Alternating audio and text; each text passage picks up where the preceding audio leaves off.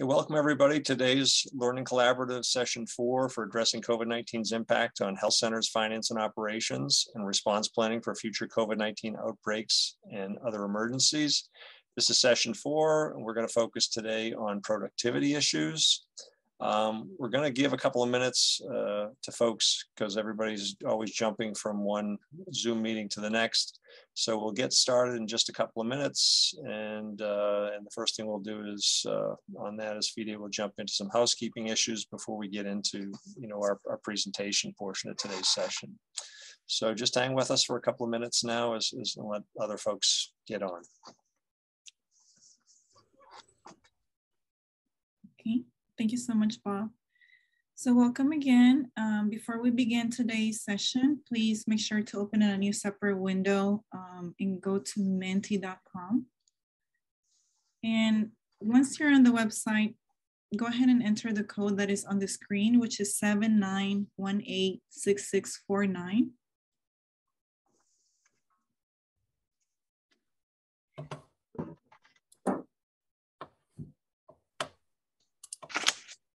Or what you can also do, you can also scan the QR code that is on the screen on the slide and enter the code as well.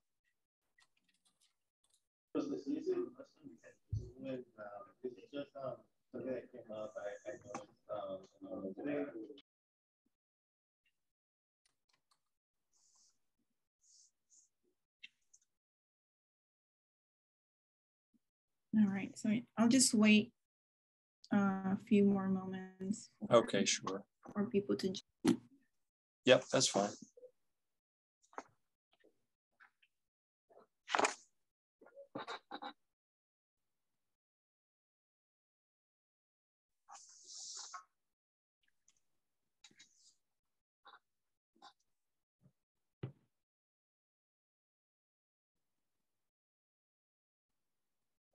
Give it 1 minute, FIDE, and then we'll get going. Yeah.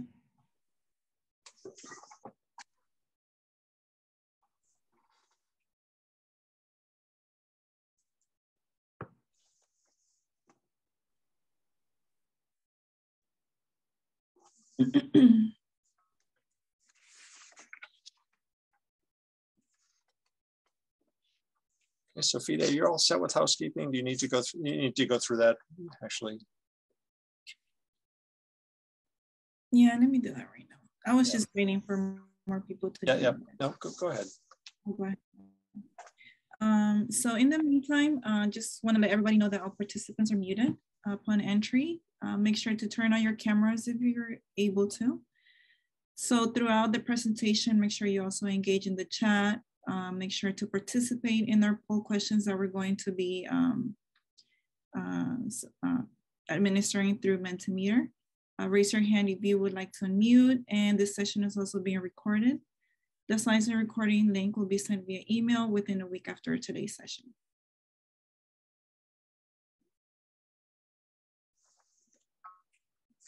Okay, for today's session, we've got action-packed as usual. Folks had expressed some interest in office hours and getting some assistance and discussion in a smaller group. And so David has agreed to do that, and he's going to talk about that more in just a couple of minutes. I'll do a quick introduction again on NCHPH, which will be very brief since this is our fourth session together.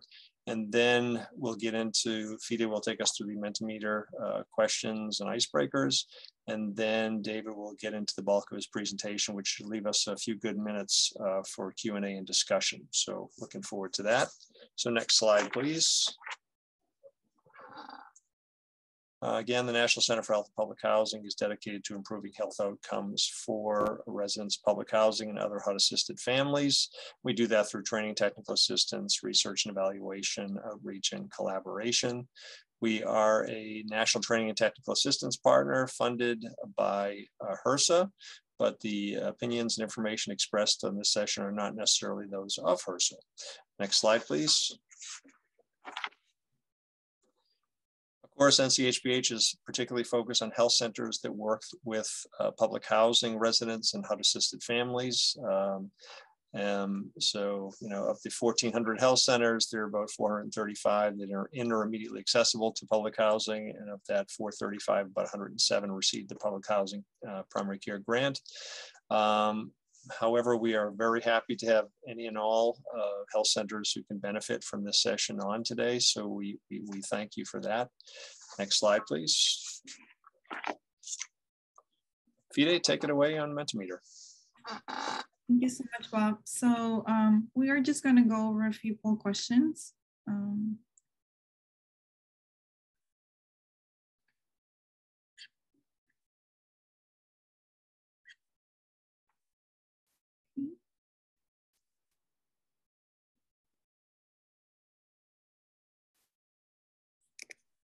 So for the first poll question, can you please let us know where you're joining us from? We're gonna give just a few seconds for you to let us know.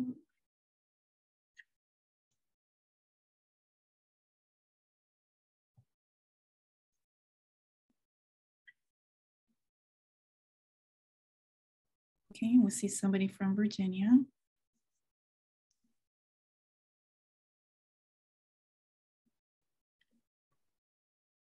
Thank you, Mary. You're joining us from California and Texas. Thank you so much, Pamela.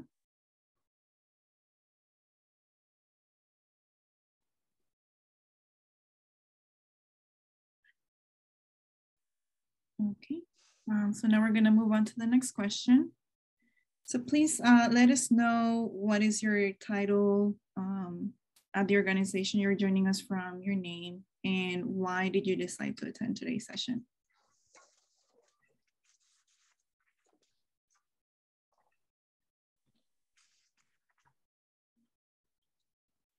Is there anything specific that you would like to get out of today's session based on the topic that we're just going to be discussing on productivity issues?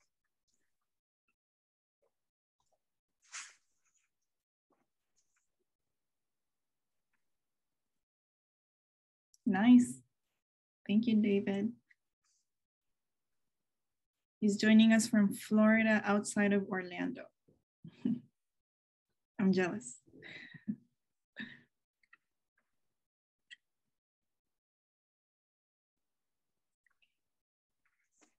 All right, so in the meantime, you can always provide this information through the chat. Oh, thank you. Oh, we have somebody who is the CFO and would like to discuss how to collect disparities of healthcare. Okay. So hopefully we're able to provide some insight on that.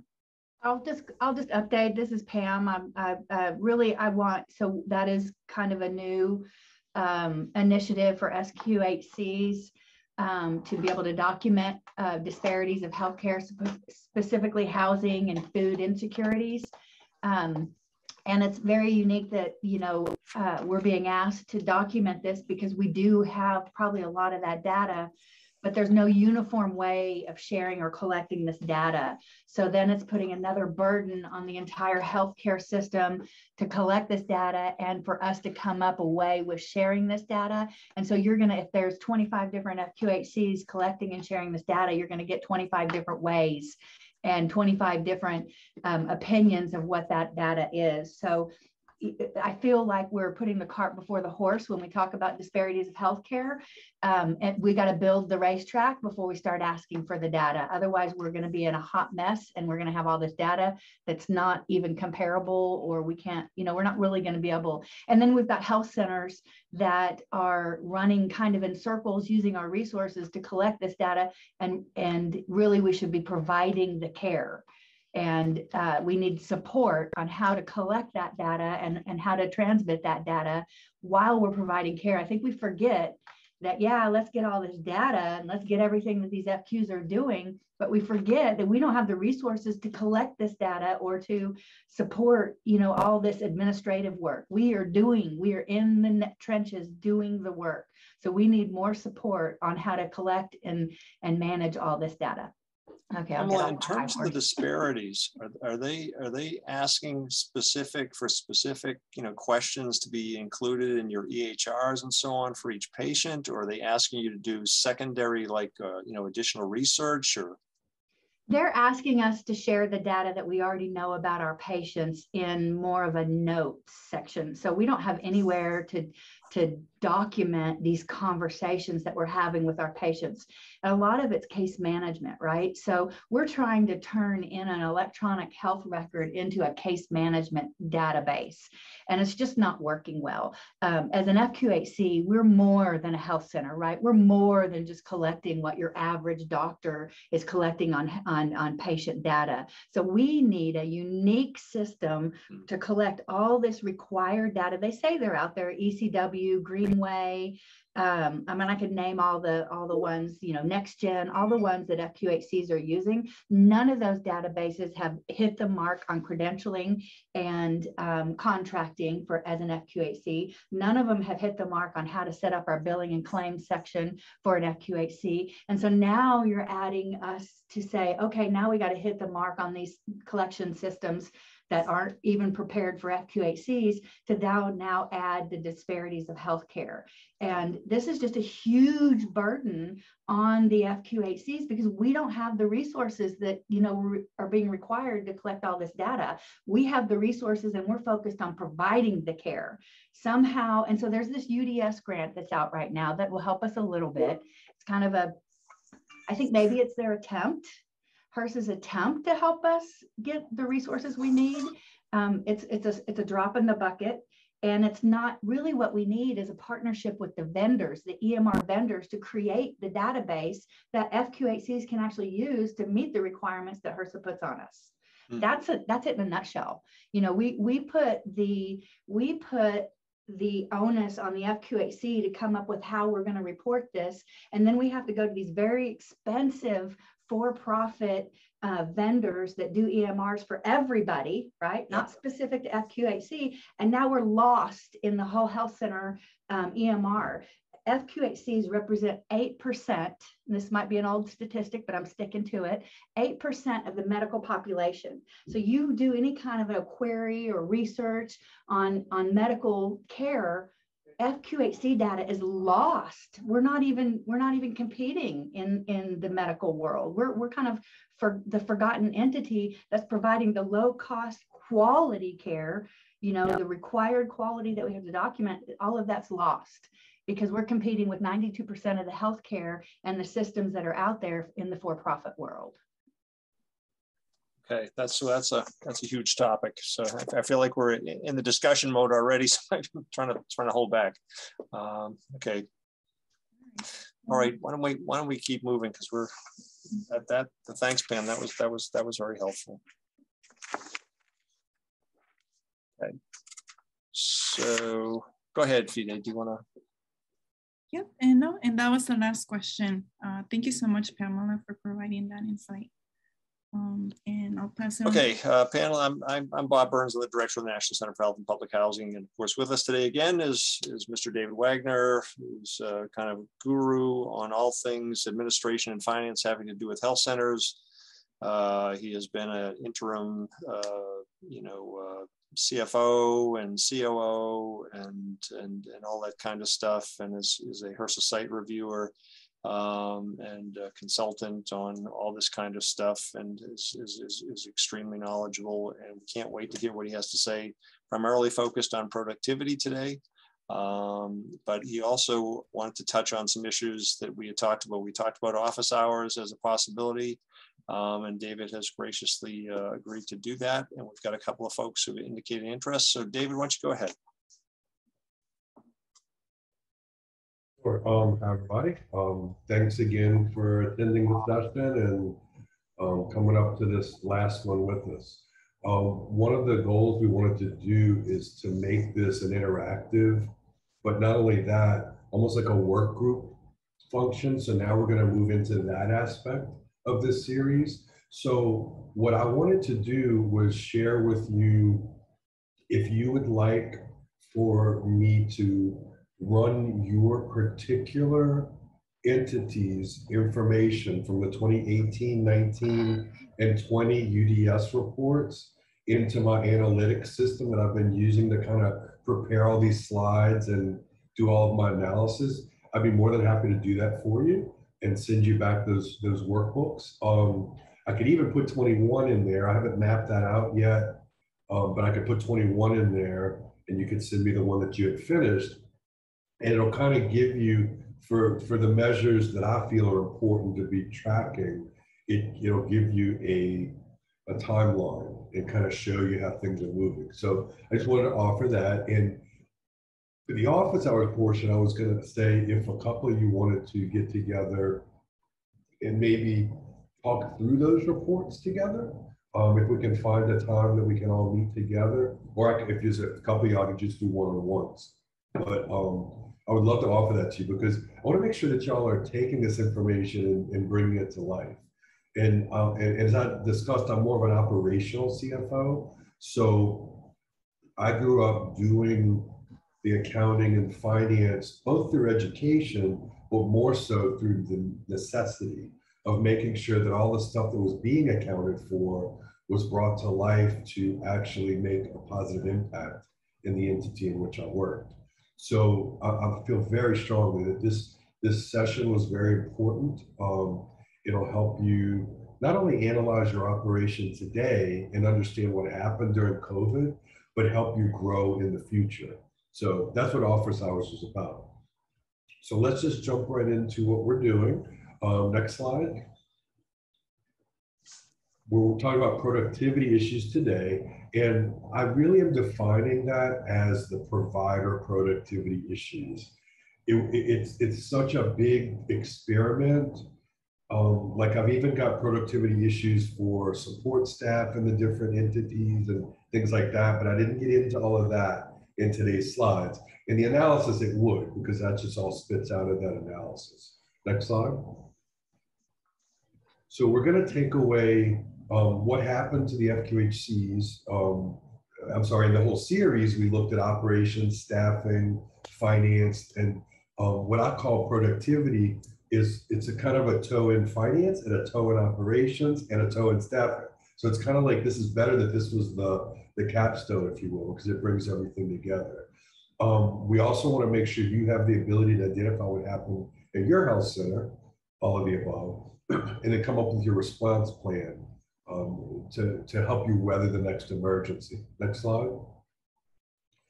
And those are the takeaways that I just talked about for the series. So the next slide, we're going to talk just about the impacts on just productivity. And again, I defined it as only provider productivity just because of the time constraints. Next slide.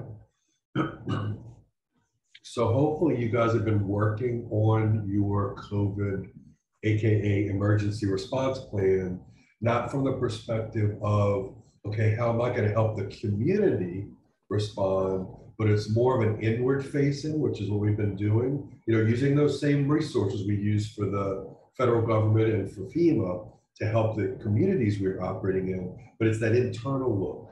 I should now have a section on staffing. I should have a section on revenue. I should have a section now after today on productivity. And it's things, it's the responses you're gonna come up with depending on what that emergency is. Next slide. So what is productivity? The American Academy of Family Practitioners says it's a measure of a physician's work or output, right? Productivity means what did you put in, what did you get out? Next slide. But CMS defines it, and you guys always see this when we're talking cost report, right? You guys that have done the cost reports, we have a standard of 4,200 visits per full-time physician, 2,100 visits per full-time non-physician practitioner, nurse practitioners, nurse midwives, things like that. Obviously, that is an overall standard. I personally, and again, this is up to you and your different FQHCs, but our nurse practitioners also try to achieve the 4,200 just because of the way that they operate within our environment. Next slide. But what is an FTE? This is a critical thing to think about. So a full-time equivalent is somebody that works, the one person that works the number of possible hours that can be worked in a year. And you have to be careful with this because I've seen some health centers that have so many holidays that there's no way they're going to have 2080 active worked hours. They're going to have probably like 1,400 worked hours because they have so much.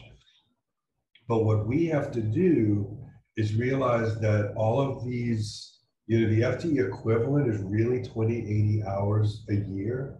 That really takes into account a normal range of holidays. It takes into account a normal range of time off. And what happens is you're not actually working that equivalent every single day, because obviously you're off some days, but those days that you're here working, you're working harder to make up for that time off.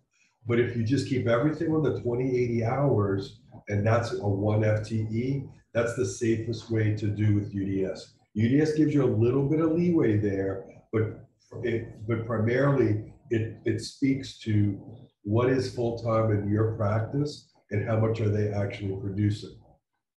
So FTE also has to be amended or adjusted for someone that started in June, right? Even if they're working, I'm sorry, I should say July to make it easier. I'm thinking June 30th, but let me say July 1st they started. That's a 0.5 FTE for that year, right?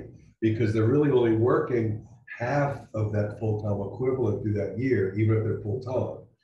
If they're part-time and they started July 1st, they're a 0.25 FTE for that year. So it's just critical that you understand you're not counting people when you look at UDS, you're counting these full-time equivalents. So that's an important note. Next slide. I'm going to show you that in a few seconds. I think this one, you can keep going. Next slide. So on UDS, and I used this table from, I believe this is the 2021 table. Notice that we've got line, you've got the different types of staff, personnel, A1, that's where that FTE count goes in. And that's the number we use for all of these analyses.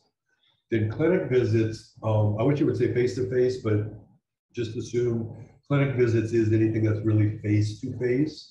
B2 is all of those virtual visits, so that's our telehealth. It can also include, which I don't like that it's in the data, but it can include those telephonic visits that are payable, not necessarily at the same amount of reimbursement, but it is a payable code just to get with them on the telephone in certain instances. And then of course, C is just our total patients that did those visits. Now, the problem with a lot of this is you can't get down some of this to the actual patients that saw a primary care physician or patients that saw an OB physician. You got me? Because that's not in the UDS table. Because it kind of lumps patients all together as if they saw any of those providers, right? But you can certainly look at clinic visits that were provided by a primary care, clinic visits that were provided by an OBGYN. So we at least have that level of detail so we can be able to make some inferences there. Okay, next slide. So these are just concepts about provider productivity that I want to go over. There's also a patient productivity that I'll reference after we finish with this one. But let's just look at this and absorb. This is just an example. It doesn't really have any numbers behind it. But let's look at the first column. For primary care, this would be pretty much a good model that you would see represented in a practice. You've got that second column is the number of patients, the dark green. The first column is the number of visits. That third column is that FTE count that we were discussing. So what this is telling me is, of the providers I have, the third column, I saw a nice amount of patients, but I had a high visit count per patient, which again, you would find this because normally we see between 3 and 4 visits a month, a year per patient, right? That's just kind of the general, that's what I call the patient productivity, which is probably not a good word, but you know, me being a CFO, I'm worried about that cash flow, but it's how many times a patient returns for care inside of the clinic. And again, for primary care, you know how many of our patients have a lot of chronic conditions. So they're coming back for that blood pressure, they're coming back for that diabetes, maybe they're coming back to see a different specialist or things like that. But that's what that is. And then this also tells me that I have a very few number of doctors, and look how many visits they're doing. They are probably hitting that 4,200 visit mark a year, depending on how many patients they have. But just looking at this, that kind of, to me, that's a normal distribution that I would like to see when I'm analyzing the books. So this is what I do quite often. Actually, I do this monthly in my clinics so that I can really keep tabs on things. So the next one is low visits per patient, but the same visits for providers. So what you see is the number of providers, and then you look into the number of visits per provider. It looks like it can be, all of this looks like it's the same. They're seeing the same amount of patients, but maybe that patient productivity is not as good. This you would normally see in dental. Unless you do a lot of restorative care, your dental would probably not have more than a 1 or a 1.5 return visits per year. That's especially if you're just doing prophies and things like that. You just don't see that. But again, that depends. If you're doing a lot of restorative care, you should have a lot more visits per patient and a lot more visits per provider. But again, that's what we can look through later. This last one is low visits per patient, but high visits per provider.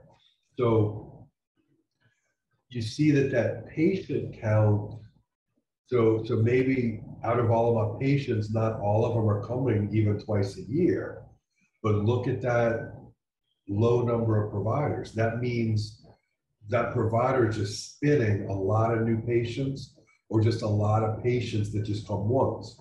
That you can see with people just doing a lot of wellness, and really all they're doing is annual wellness visits, or you've got a very well population. I see that a lot with providers that are more heavily pediatric, that don't have a sick pediatric population. It's more of they just come once a year for those vaccines and things like that. Again, it's not really that one is better than the other. It's just kind of understand those little nuances. So when we're moving through some of the other studies, it kind of jumps out at you when you're making comparisons. Next slide. And I'm sorry I'm coughing. I'm having a little bit of congestion. Sorry about that. So just very briefly, this is what happened during COVID. This is what we're really talking about. Our staffing 2018 to 2019 went up. As we all know, it went way down in 2020 for a number of reasons that we covered in the other slide deck. Next slide. And then patients by category, again, started going up a little bit in 2019, and then we lost some in 2020. Next slide. Visits by category dropped way off. Now, I'm going to show you something else that shows maybe it wasn't that bad. I should have labeled this face-to-face visits, right? Because notice, and that's why I put the little telehealth, that's that little, for 2019, we had 0.13 million in telehealth. Look at that, we had 18.4 in telehealth for 2020. So that kind of made up that big difference that we're seeing this drop, but it definitely shows that something happened between 2019 and 2020. People weren't coming face to face, right? So this is, again, one of the analyses we'll do with your data, should you be interested in doing that. Next slide. This is just percentages. I wanted you to see that the percentages necessarily didn't shift around that much and this is all face-to-face data, they just shrank significantly. But still, this is something I look at just to see the need. And I do this analysis for my needs analyses too, to make sure that we're seeing if there are shifts or patterns or things like that you can see in the data that might indicate, you know, maybe there's some more need for dental or more need for medical, things like that. Next slide. This is the interesting one. So this is the face-to-face provider trends by the actual service lines, I call them. Notice obviously 2020 dropped off significantly. This is why I'd love to see some of your 2021 data. In my practice, my FQHCs, I found that, of course, it rebounded, it went right back up. So, and in fact, a lot of them, it's actually surged to be more than what they were doing in 2019. But this is another one of the analyses you would want to do. This is something I do monthly. It's kind of a dashboard that I put together just so we can see basically if, you know, we look at it for different reasons, but it's the same effect. If you're seeing a service line kind of, they stop growing. That might be one where it indicates you need to add more providers or add more hours or something like that. This one obviously showed us that we didn't need the providers as much, or was it a fact of we lost providers and we still just couldn't keep up with the load? So, but at least it tells you what happened and it gives you a jumping off point to start looking at all those things. I don't know if you guys remember I talked about the fish diagram. That's one of the tools we use in process improvement. And what it is it's like it's got the mouth of the fish, which is basically the end result. And then we go back in spines to figure out what happened.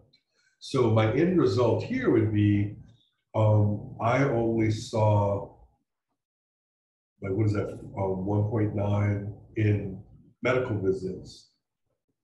What happened? So my mouth might be there, but then all the spines might be, okay, did I close clinic locations? Did I reduce hours? Did I reduce staff? Did I have a waiting list? Did I not have a waiting list and I was overwhelmed? You know, it's like, those are the types of things you could use to try to analyze what happened here. We're going to get to that at the end, because that's critical, because you have to go through that whole process once you look at the data so you can really understand what happened and understand why it happened, so you can project how to answer the problems before the next one happens. Next slide. And then these are the visits per patient face-to-face. What I found interesting is that all of them dropped, but you see that there are some things that dropped more significantly than others. Substance abuse. I personally think, just anecdotally, that's because people were actually coming in for those injections or some other sort of medication to keep them off of substance abuse. I'm not sure, but that's just an inference. Mental health, you're going to see that switched, and that made a really easy transition just to doing things by phone. Dental, I actually expected dental to be a lot lower than this in 2020, because, you know, dental and optometry are two of those things that have to be done face-to-face. But I thought, at least in the centers where I was, they suffered a lot more significantly than this. So again, this is national data. So what we want to do is compare yours against this and make inferences as to what happened. Next slide. But look at this total trends. It looks like we did still lose some, but if you add back the face-to-face plus the virtual, it doesn't look like we really lost that much, 2018, 19 to 20, as far as productivity goes across both modes of providing service. And you'll probably find this in your practice as well. Next slide. I think this one's going to start talking about virtual. That just shows you that indication of virtual. Next slide. But this is the big one. So what I found very interesting, and this is from the additional data tables in UDS, this isn't really pulling from some of the actual data, but look how many visits. It was 0.38 million were done virtually in 2019, but 26 million in 2020. It was a huge shift that we all realized. I can't wait till UDS comes out again, because I want to be able to see what it did for 2021. Because my assumption is it's lower, but let's see. Next slide. And this is just, again, illustrating, kind of back to my point that primary care really boomed in 2020 because it was really the only way to do it. Behavioral health also went up. I really can't explain oral health. I know that some people were trying some different virtual methodologies for that. I never had any of my clinics successfully implement that. So that's a learning experience I can have with you guys. Next slide. So productivity, overall productivity dropped. We know it dropped in face-to-face visits. The types of visits shifted, we saw that. And some services just really could not be delivered through the pandemic. And this is where you're gonna want to analyze on a month-by-month basis, excuse me, in 2020, because that'll shed some light into some of these questions about things. And again, behavioral health was easily done by phone. Primary care was a little bit of a rattle, but it got done. Optometry and dental was very difficult to do by phone. But again, just know those things in your own data. Next slide. So one thing I want to do, again, since I'm a CFO, so I'm always thinking about revenue. Even though this is not the revenue portion of this, you have to understand revenue when you're looking at productivity, because there's a provider productivity and then there's an actual code productivity, which is basically this code produces this much revenue. So you've always got to have your eye on that revenue piece, right? I mean, obviously I know we're just trying to take care of patients, but we hear that adage that you got to be sustainable, right? You got to have revenue to be able to sustain your model and keep caring for the patients. So you got to understand that financial part of the model, even though we're just looking at it for productivity. Next slide. Telehealth visits, just as a reminder, you have to have synchronous data or synchronous capability, which means like what I'm doing right now, I'm talking to you, you could actually speak to me if you were not muted. That's synchronous and it's visual. The pandemic is pretty much over. I hear that it got extended a little bit again, but people need to really look at their revenue streams and how they're doing business to make sure they're able to continue to bill and collect the revenue that you've been accustomed to once this thing is finally over. Next slide. Virtual check-ins are where you just do very, very basic discussions back and forth. Most of this is included actually in your wrap for Medicare, but some Medicare Advantage plans actually pay this outside of the FQHC wrap. So it's kind of like, again, you got to know your payers, but regardless, a virtual check-in is basically just something by the telephone. Okay, next slide. And then an e-visit, and again, this is really, not really paid separately for FQHCs, but I like to have it on here. It's the way that you can even just use a communication on a patient portal or something of that nature and be able to bill for it to Medicare. Some of the Medicare managed cares do pay this. So again, it's important to just understand your plan.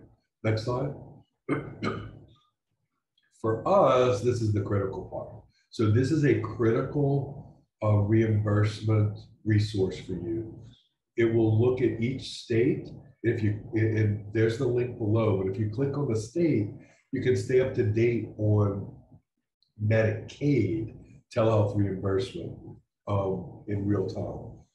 So I know you guys only deal with one state, thankfully. I deal across about 15 states. So it's a problem for me to keep up with all of this, but this is a really good resource. It actually does look at Medicare and everything as well for you.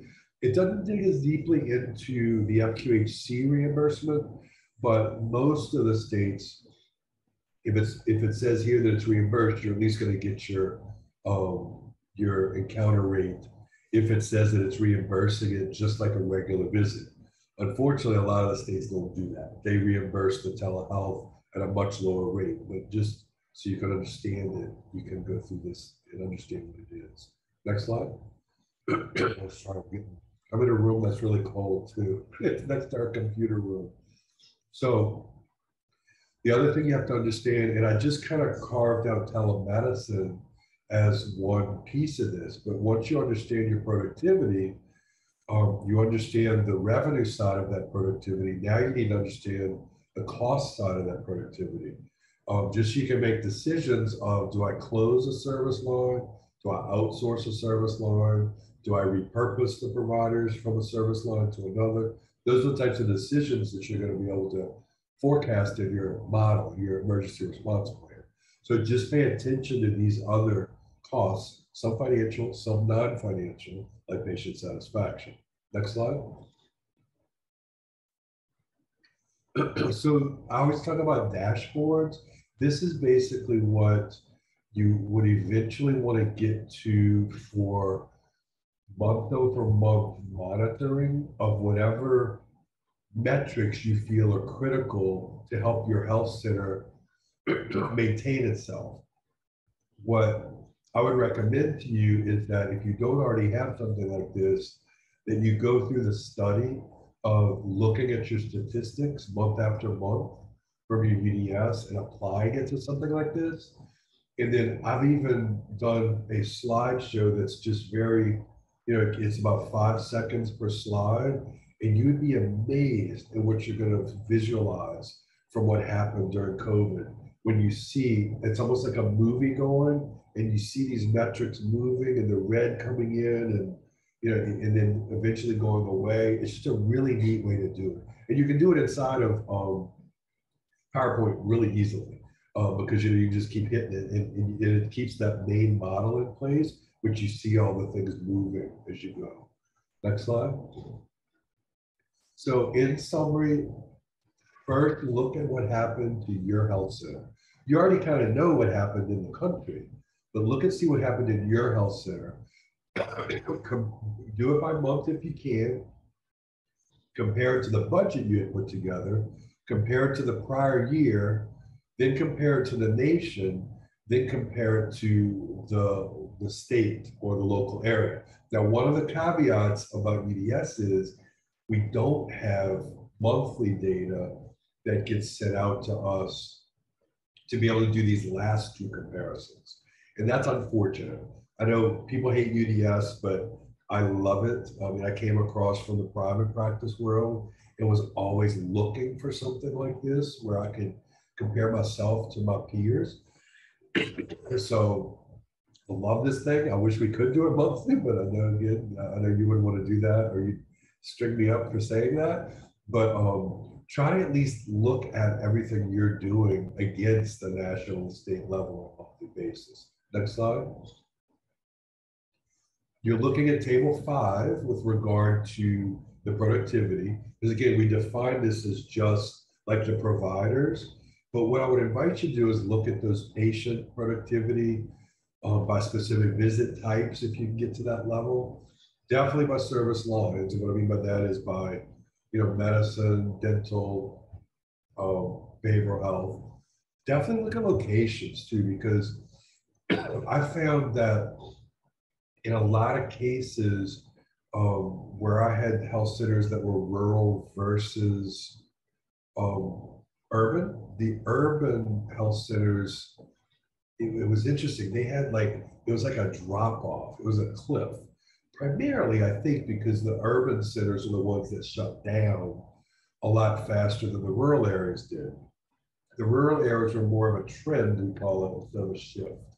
And I'm sorry I left all of those out. I was trying to cut down so we have time to talk. But and then definitely look at your individual providers. Next slide. And then again, look at that visits per patient if you can, because that's your patient productivity.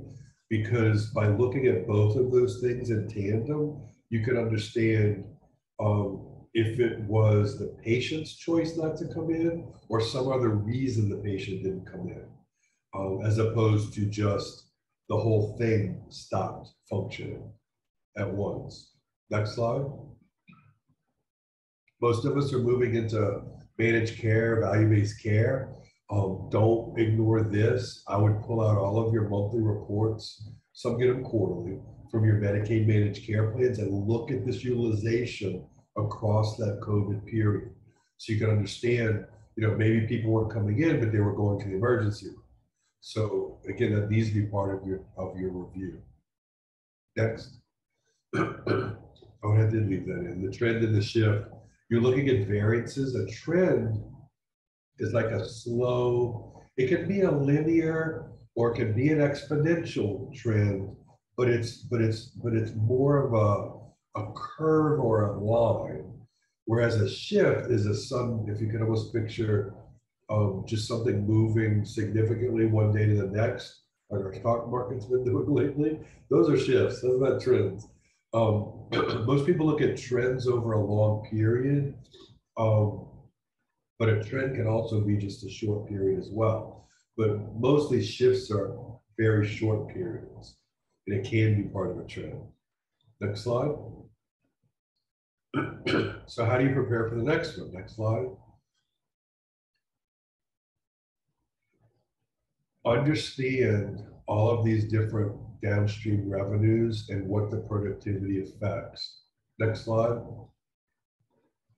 Understand how your revenue is moving back and forth. I know we're talking productivity, but we're all here to work and see patients, so we need to understand how each productivity measure affects overall revenue and whether it's fee for service or value-based or a blend.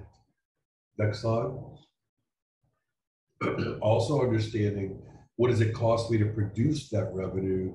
What does that revenue spin off for me in the form of sustaining the organization? Next slide. And what I would do is apply the quality infrastructure to finance. Plan, do, study, act. All you guys that are more operational and deal with the clinical aspects, you know this like the back of your hand. I do this in finance day in and day out. Next slide. And I use this next form. And again, there's the forms there. It's with IHI, so it's the same stuff your clinical department uses. But I use this every time I have a question I need to answer. I use these PSA forms to do the analysis and document that analysis. Next slide. And then finally, this is the disaster management plan from FEMA. Again, it's more tailored, not 100%, but it's more tailored towards the outside, because we're seen as resources for our community, but it's also looks inward in some ways, but more so stricter on like the built environment. But it does absolutely have ways, and it talks about staffing issues and things of that nature. What I would do is use the same infrastructure, you've already got this plan, and write those different aspects of it for staffing and for production and for revenue and for costs. Those are the things we studied during this session.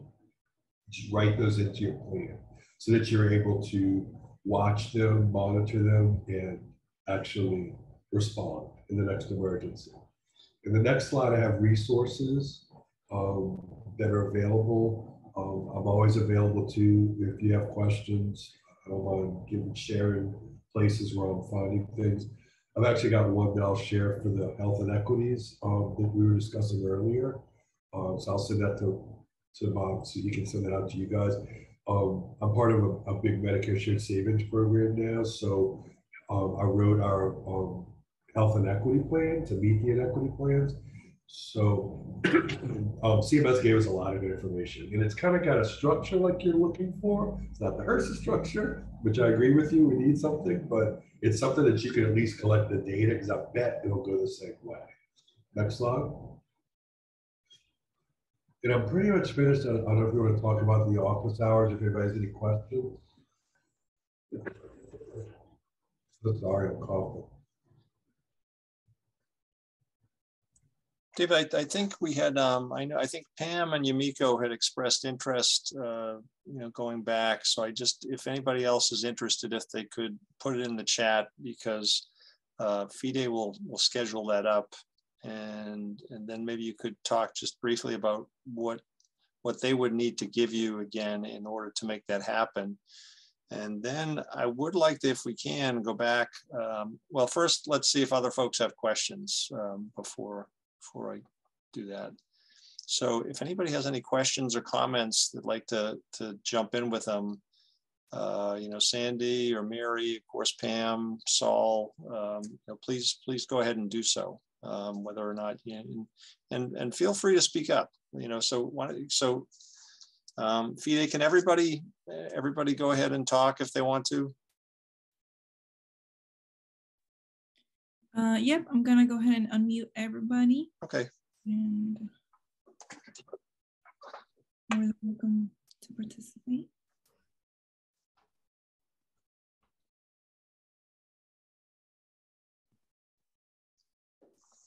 This is Pam. I guess I thought I would just ask questions, because we, Health Center, have not jumped into the value-based care activity yet, but we are doing some shared saving programs and some other incentive programs. And it's what's so unique about our health center in Texas. We're in North Texas.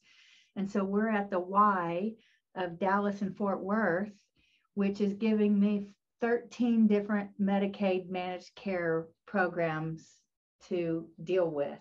And that means I have 13 different unique ways of billing Medicaid as an FQHC and credentialing and all of that. And it's very, very, it's what I consider the barrier to medical care. But what I would like to understand is, so David, you started touching on some value-based care. You started touching on gathering data and, evaluating that data. But I'd really like to dig a little deeper, if we could, on what data specifically we need to start looking at to tip into the value-based care. And then what do I do with that data? How do I look at it? What does it mean to me? And I think in one of them, I talked about the HCP land, which kind of gives you the value-based care continuum. I think it was, I can't remember which deck it was in, but understand where, number one, understand where the health plan is in the continuum. The continuum starts at fee-for-service on the left and goes over to 100% risk at the right. You're already in value-based care, because what you told me is you're doing fee-for-service, but you're already getting paid for quality metrics. So what I would invite you to do is understand and get those reports from the value-based care entity. Somebody has them. A lot of times they get lost in the shuffle because they come along with a check. Sometimes they don't even come along. You have to get in and download them. But what that gives you, and you're probably already on some type of utilization measures as well. Even if they call them quality measures, you'll see things like ED utilization, inpatient admits, specialty utilization, and then of course the whole host of clinical measures. Some are processed, like did you do vaccines? Did you do your annual wellness visit? Some are outcomes. Did the person have an asthma exacerbation, or did they fill their medication for their inhaler? Those are golden. Because what you would do is get them, understand the measures that you're being measured on, and then you would look at the next column, and I'm thinking through the form when I see them. The next column then shows you the standard that you have to meet. Then the final column shows you the money you either got or got taken away. of your quality bonus because you either met or didn't meet that measure. So that's what you could do immediately. And I understand what you're saying. I don't have any clients in Texas, but I've done a lot of work in Texas with your association, PCA. And I know what you're saying, because each one of y'all's Medicaid managed care plans is different, but you're also going to find that they're all the same because all of them have to conform to one type of measure set. It might have a little bit of variance in there, but primarily you're going to find some similarities that will make it easier for you to do. Then, once you know how you're being measured, then you dive back into your operational systems and make sure they're all tooled up to give you the data you need day by day to see and to project how you're doing on all of those different measures. It's not an easy science because you don't get the raw data a lot of times from the managed care plans. And it's very hard for you to actually analyze it and kind of slice and dice that data because it's, it's claims data. And we're not used to dealing with claims data to analyze. We're used to dealing with it just to get paid, right? But what you could do is kind of do a retrospective study and look at that report and look at all of your internal reports for like, how many emergency visits you had in the clinic or fills or prescriptions you've been writing, like that. And you can kind of get an assumed correlation between some of those things to try to start managing them. You would want to do this at the macro level because unless you've got a huge plan, I had one in Memphis that had 1,000 Medicaid managed care lives, which was fantastic. And that's a huge amount in one plan. But you're probably going to find you've got 100 here, 200 there.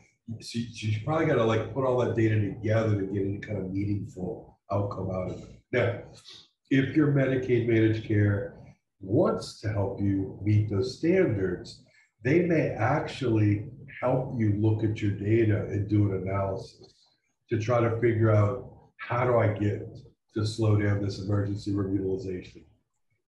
What can I see on the front end to help me realize, to help me stop that utilization on the back? You may have a Medicaid managed care plan that will help you. Because remember, you align there because they get paid bonuses when they save the state money.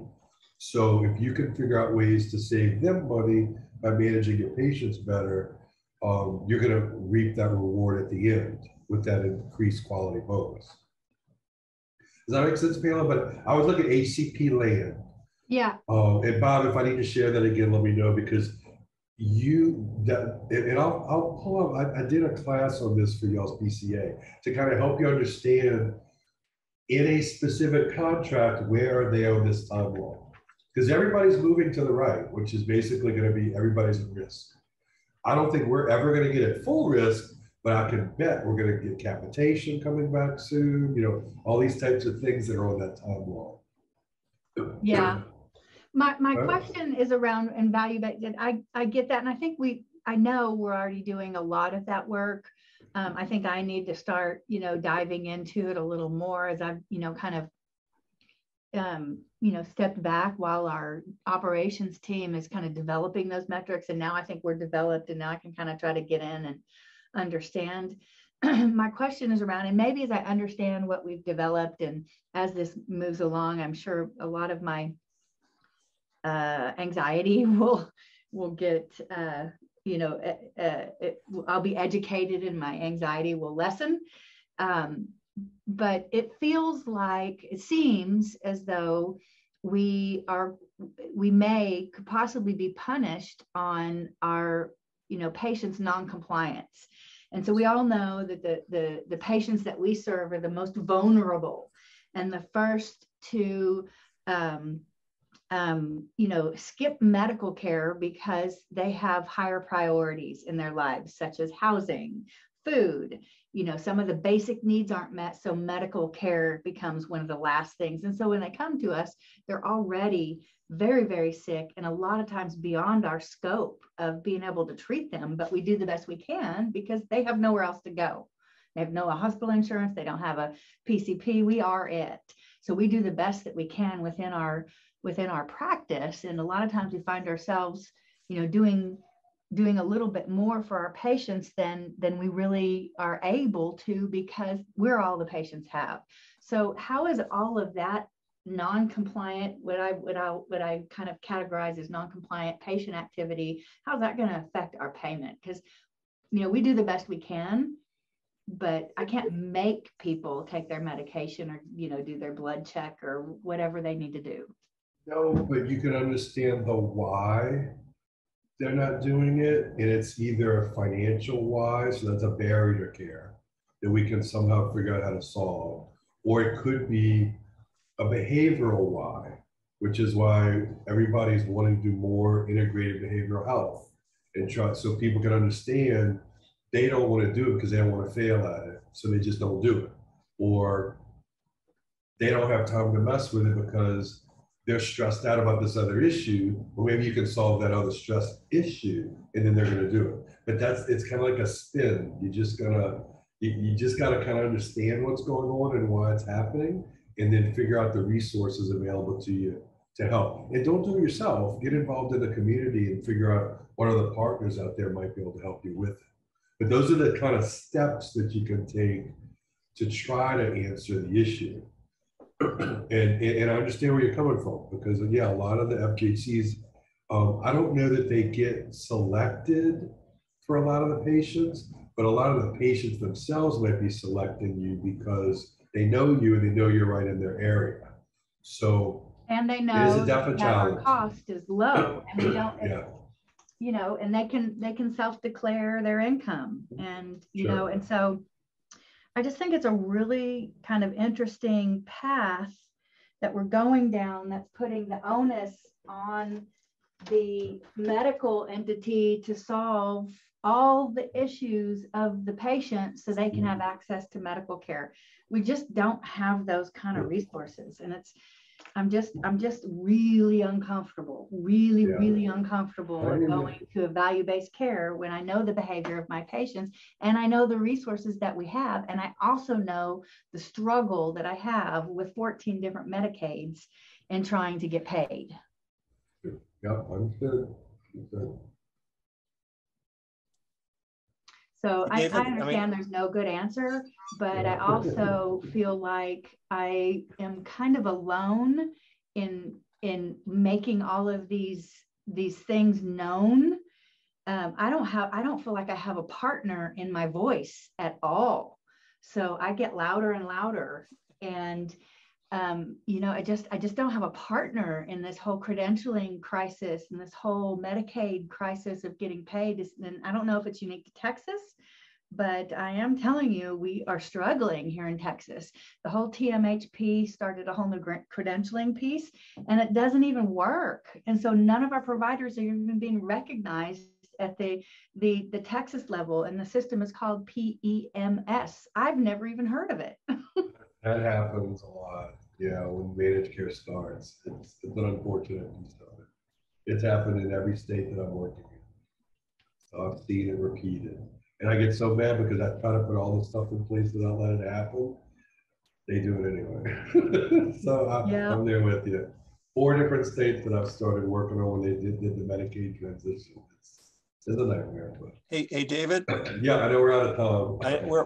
We are, and it's okay. We can go over a couple more minutes, but I was just going to kind of ask you, because to Pam's point, you know, in some ways, I think people's understandable preoccupation with COVID over the last couple of years kind of put off a little bit the focus on value-based, because I can remember around June of 19. Being at a meeting up in Rockville, and they were, you know, the deputy secretary and Jim McRae were all there, and basically, you know, kind of the word was value-based is coming. You know, you got to get ready. And then, you know, COVID happened, and people, of course, were dealing with the crisis and so on. So now they're getting more focused on it. But to Pam's point, do you have a recommendation in terms of, I guess, changes in the types of data that can be used to better I guess, make your case and prove your value in terms of what your health center is doing. And also, are there groups working on that? Because, you know, Pam's just saying that she feels like she's all alone. And, you know, obviously, you know, the PCA usually is in most states is doing something, but I didn't know also if there were any other groups who are doing that kind of thing. So I guess the first piece, just, you know, is there a tool? Is there something going on? Is there a different type of data or different use of data? And then are there any groups or resources that people can reach to who are looking for that kind of help? In addition to the office hours things, which I know you're still willing to do. So in Tennessee, the CFOs kind of rounded together. This is a couple years back before COVID. And we actually gathered all of our quality reports from one of the Medicaid managed care plans and kind of went in mass and showed them, look, we're all high quality. We're all getting these great rewards. So what we did was we tried to get basically the quality payments as part of the regular fee-for-service cash flow by proving that we were all high quality. Now, obviously we were all high quality, so we were all getting these big amounts. So it was an easy sell. What I've seen mostly is that each FQHC one by one continues to just make progress towards those quality payments and those quality measures by just individually breaking it down and attacking each one of them to make sure that they're performing at the highest possible way. I don't know that there's a national thing. Be nice. I think NAC had something, but I don't know where that all went because they were talking about a value-based transition at one point, but that was before COVID, so I'm not sure where they are with that. It doesn't really help you with this credentialing problem. In some of the states, there is a requirement that in the Medicaid agreements that the Medicaid managed cares have to credential providers within a certain number of days. So I've had mixed results with fighting in Louisiana when we first went through it, and it was one of the first ones, I think. We actually got one of our state lawmakers to go after this one particular company that will remain nameless, although I'd love to take who they were, but went after them, actually sued them, and we actually got an award by the courts because of gross negligence in credentialing, and it was about a 7-month process that we went through, and people were still not getting recognized as providers. So there's that. You may be able to find that in the state documents and see if you can just kind of push from that perspective. But it's hard. It's really just going to be the PCA gathering all you guys together with one voice and fighting. That's really the only way to do something. And I don't know, Robert, at y'all's level if it works because Medicaid is state by state, but maybe y'all could help them figure out which states are being active and kind of help get people coordinated that way. But, you know, because it won't work at the national level. It's just what about the disparities data? I mean, is that stuff already, resident in most of the HRs now, or is it something that needs to shift a little bit in order to meet the value-based requirements? So she hit the nail on the head. There's really not a particular requirement. The requirement is to just be aware of it. So most people went to using the prepare question set in the FQHCs. So that's actually what I've adopted here at the ACO too. But CMS actually has given us, they went and did a study, and that's the one I'm going to find and send to you. They did a study by zip code, and it's got a ranking of health disparities risk based on economic data, transportation data. It's on the census data. So that's what they did.